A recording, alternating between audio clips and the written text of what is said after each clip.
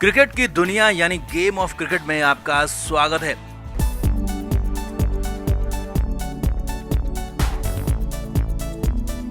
Lord's test match में team India की condition ठीक ठाक कही जाएगी। अंग्रेजों को 387 रन पर ऑल आउट करने के बाद भारतीय टीम ने अपनी पहली पारी में ठोस शुरुआत की थी। हालांकि कुछ खिलाड़ी दुर्भाग्यशाली रहे, वो आउट हो गए। उसमें यशस्वी जायसवाल और शुभमन गिल रहे, जबकि करुण नायर एक बार फिर से अपनी गलतियों से सीख नहीं पाए। लेकिन यहाँ पर बात भारतीय खिलाड़ियों की नहीं करेंगे बल्कि अंग्रेजों की करेंगे, क्योंकि अंग्रेज खिलाड़ी बेईमानी पर उतर आए हैं। लॉर्ड्स टेस्ट मैच को जीतने के लिए अंग्रेज टीम, अंग्रेज मैनेजमेंट पूरी तरह से बेईमानी पर उतर आए और धोखेबाज इंग्लैंड के खिलाड़ियों ने अंपायरों को भी अपनी तरफ मिला लिया। ऐसा ही कुछ दिखा दूसरे दिन मैदान में, और यहाँ तक कि दिग्गज सुनील गावस्कर तक भड़क गए कि ऐसा तो कैसे चलेगा, बिल्कुल नहीं चलेगा। तो क्या हुआ दूसरे दिन मैदान में, क्यों ऐसा कहने लगे कि अंग्रेजों को बेईमानी हो रही है? तो दिखाते हैं आपको, सब कुछ बताते हैं। आप भी वीडियो को शेयर करें, कमेंट करके अपनी राय जरूर दें।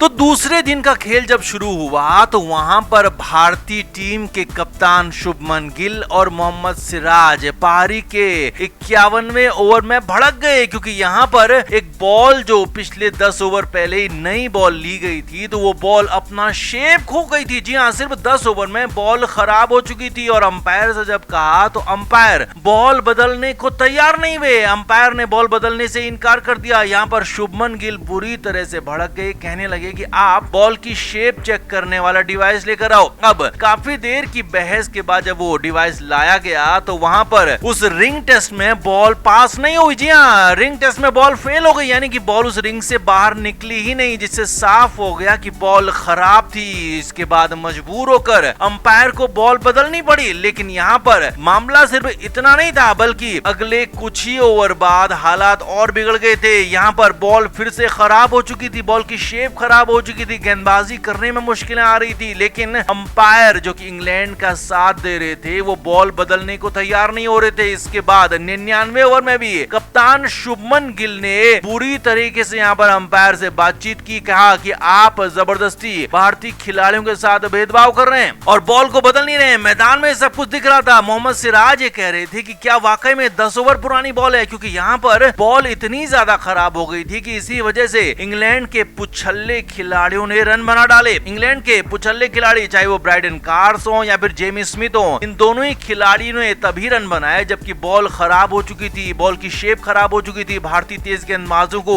बॉल से मदद मिलना तो बहुत दूर की बात है, उस नई बॉल को संभालना मुश्किल हो रहा था। इसीलिए तो ब्राइडन कार्स और जेमी स्मिथ ने रन बनाए। 7 विकेट इंग्लैंड के 271 रन पर हो गए थे। लेकिन उसके बाद इंग्लैंड ने 387 रन बना डाले, यानी कि जब बॉल वो खराब थी, उसी खराब बॉल के बूते पर इंग्लैंड के निचले क्रम के बल्लेबाजों ने रन बनाए और भारतीय खिलाड़ियों को एक तरह से बैकफुट पर धकेलने का काम किया। अब अंग्रेज खिलाड़ी तो इस पूरी बेईमानी में शामिल थे, क्योंकि बार बार ड्रेसिंग रूम से उन्हें कुछ इशारे किए जा रहे थे। यानी कि साफ था कि अंग्रेज खिलाड़ियों को, अंग्रेज मैनेजमेंट को पता था कि बॉल खराब हो चुकी है, लेकिन फिर भी इसी खराब बॉल से खेला जाना है। और अंपायर जो कि मैदान में थे तो जरूर आईसीसी के, लेकिन वो पूरी तरह से इंग्लैंड की टीम का, इंग्लैंड क्रिकेट बोर्ड का साथ दे रहे थे और बॉल बदलने को तैयार नहीं हो रहे थे। इसीलिए तो इतना बड़ा स्कोर इंग्लैंड की टीम बना पाई। अब इसीलिए जब मैच के बाद, यानी कि दूसरे दिन के खेल के बाद, एक टीवी पर बैठे सुनील गावस्कर ने इस बॉल को लेकर पूरी तरह से आईसीसी को, इंग्लैंड क्रिकेट बोर्ड को धो दिया। गावस्कर ने कहा कि ड्यूक बॉल जितनी जल्दी अपना शेप खो रही है, जितनी जल्दी बॉल खराब हो रही है, ये हैरान करने वाला है और ऐसा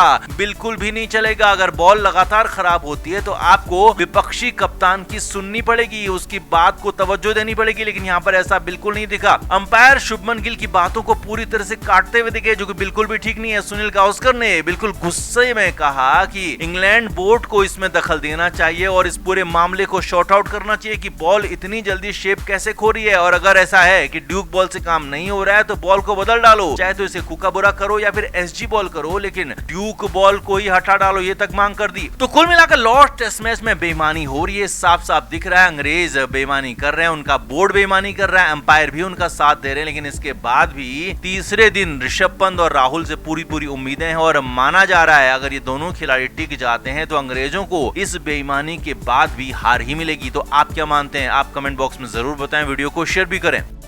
तो लॉर्ड्स टेस्ट के पहले दिन वैसे ही अंग्रेजों के बेसबॉल की हवा निकल गई। भारतीय गेंदबाजों ने भले ही विकेट बहुत ज्यादा नहीं निकाले, लेकिन गेंदबाजी शानदार की। 4 विकेट अंग्रेजों के गिरे हैं, लेकिन उसके बाद जो रूट और बेन स्टोक्स बिल्कुल दूसरे दर्जे की बल्लेबाजी करते नजर आए। बेन स्टोक्स का स्ट्राइक रेट तो 40 से कम है, जबकि जो रूट भी 50 के आसपास के स्ट्राइक रेट से खेलते हुए नजर आ रहे हैं। यही नहीं, इनके Zak Crawley, Ben Duckett, Ollie Pope जो कि तेज खेलने के लिए जाने जाते हैं, हैरी ब्रूक, जी हाँ, तो ये सारे के सारे खिलाड़ी 50 या फिर उससे नीचे के स्ट्राइक रेट से खेलते हुए नजर आए। और इसीलिए तो भारतीय कप्तान शुभमन गिल भी मैदान में इनको चिढ़ाते हुए नजर आए कि कहां गया तुम्हारा बेसबॉल, कहां तुम्हारे बेसबॉल की सिट्टी पिट्टी गुम हो गई। अब खैर आगे बढ़ते हैं। अब मैच तो पहले दिन में जो हुआ वो हुआ। 251 रन 4 विकेट के नुकसान पर अंग्रेजों ने बनाए, लेकिन पहले दिन का खेल खत्म होने के बाद अंग्रेजों के खेमे से जो खबर आई है वो चिंता वाली है खुद अंग्रेजों के लिए। असल में उनके कप्तान बेन स्टोक्स की ग्रोइन की इंजरी बढ़ गई है। अब वैसे तो पहले ही दिन मैदान में बेन स्टोक्स अपनी ग्रोइन की इंजरी की वजह से परेशान नजर आए। दौड़ने में उनको दिक्कत हो रही थी, वो लंगड़ा रहे थे, और आखिर में भी जब जो रूट ने शॉट मारा था तो वहां पर 2 रन लेकर वो अपना शतक पूरा कर सकते थे, लेकिन बेन स्टोक्स की चोट की वजह से सिर्फ 1 ही रन ले पाए। यानी कि बेन स्टोक्स की चोट बहुत ज्यादा गंभीर हो गई है। और प्रेस कॉन्फ्रेंस के लिए आए ओली पॉप ने भी बताया कि हम बेन स्टोक्स के लिए उम्मीद कर रहे हैं कुछ चमत्कारिक हो, यानी कि अब चमत्कार की उम्मीद अंग्रेज कर रहे हैं। तो ऐसे में तय है कि बेन स्टोक्स दूसरे दिन मैदान में नहीं उतरेंगे, उनका खेलना संदिग्ध हो गया। ऐसे में अब जो रूट के साथ जेमी स्मिथ बल्लेबाजी करने आएंगे और इन दोनों में से सिर्फ 1 विकेट भारत को निकालना है। इन दोनों यानी कि जो रूट और जेमी स्मिथ में से टीम इंडिया को सिर्फ 1 विकेट निकालना है, और वहीं पर भारत की जीत का पहला कदम पूरा हो जाएगा, क्योंकि उसके बाद अंग्रेजों की टेल बहुत ज्यादा काम नहीं कर रही है, वो भारतीय टीम पहले भी काम कर चुकी है। टीम इंडिया को दूसरा काम करना होगा,